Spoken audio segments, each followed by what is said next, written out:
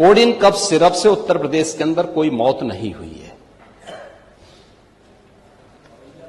एक दूसरा, इस मामले में एनडीपीएस के अंतर्गत कार्रवाई होगी। ये उत्तर प्रदेश सरकार इस मामले को कोर्ट में जीती है, उत्तर प्रदेश ने इस मामले को लड़ा है। तीसरा, उत्तर प्रदेश में इसका जो सबसे बड़ा होलसेलर, जो बड़े होलसेलर हैं, जिसको सबसे पहले एसटीएफ ने पकड़ा था 2016 में, उसको लाइसेंस समाजवादी पार्टी ने जारी किया था। जो फोटो रिलीज हो रही है, देश के अंदर दो नमूने हैं, एक दिल्ली में और एक लखनऊ में बैठते हैं। जब देश में कोई चर्चा होती है तो तुरंत वह देश छोड़ करके भाग जाते हैं, और मुझे लगता है कि यही आपके बबुआ के साथ भी हो रहा होगा। वह भी देश से फिर जाएंगे इंग्लैंड की सैर सपाटे में, और आप लोग यहां चिल्लाते रहेंगे। महोदय, कोडिन कफ सिरप का मुद्दा जो इन्होंने उठाया है, मुद्दा था नकली दवाओं के सेवन के कारण होने वाली मौतों का,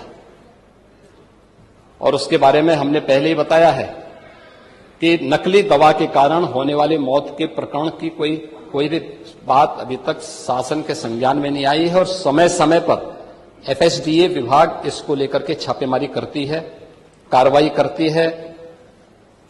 कंपनियों में भी इस प्रकार की कार्रवाई होती है।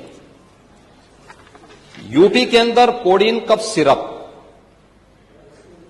इसके केवल स्टॉकिस्ट हैं, होलसेलर हैं, इसका यहां पे प्रोडक्शन नहीं होता है।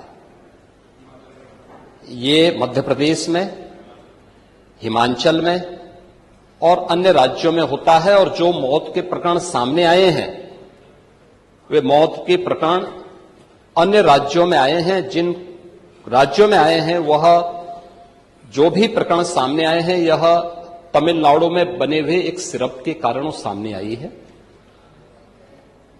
ये पूरा प्रकरण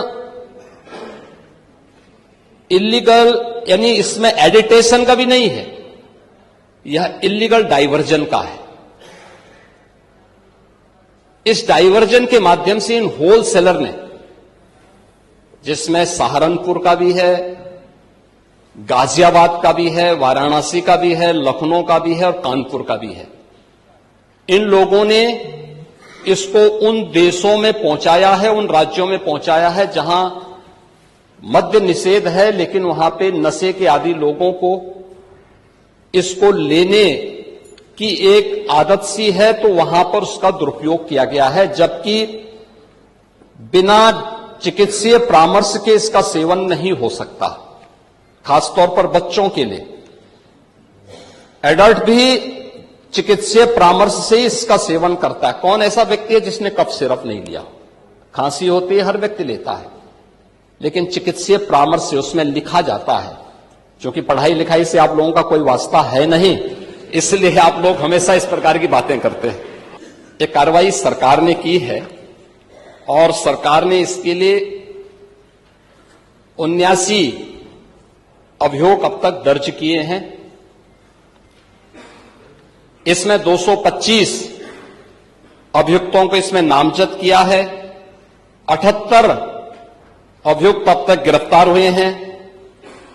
134 फर्म पर एक छापेमारी की कार्रवाई हुई है, और इसमें अब तक जिन क्षेत्रों में ये आई हुई, अलग अलग राज्यों से जुड़े हुए यह सभी केंद्र हैं, और मुझे लगता है अगर आप इसकी गहराई में जाएंगे तो घूम फिर करके वही मामला है कि वो कहीं ना कहीं कोई ना कोई समाजवादी पार्टी से जुड़ा हुआ नेता या उनसे जुड़ा हुआ कोई ना कोई व्यक्ति उसकी चपेट में आता है। और इलीगल ट्रांजैक्शन भी जो हुआ है वह भी आपकी लोहिया बहाने के एक पदाधिकारी के अकाउंट के माध्यम से हुआ है। एसटीएफ इसकी जांच कर रही है। इस पूरे मामले में हाईकोर्ट से उस पूरे मामले को एनडीपीएस के अंतर्गत इस मामले में मुकदमा चलना चाहिए। यह उत्तर प्रदेश सरकार ने इस लड़ाई को लड़ा है और उसको जीता है। और इस मामले में कोई भी अपराधी छूटने नहीं पाएगा। और चिंता मत करिए, समय आने पर बुलडोजर एक्शन भी, उसकी तैयारी भी रहेगी। उस समय चिल्लाना मत करिए।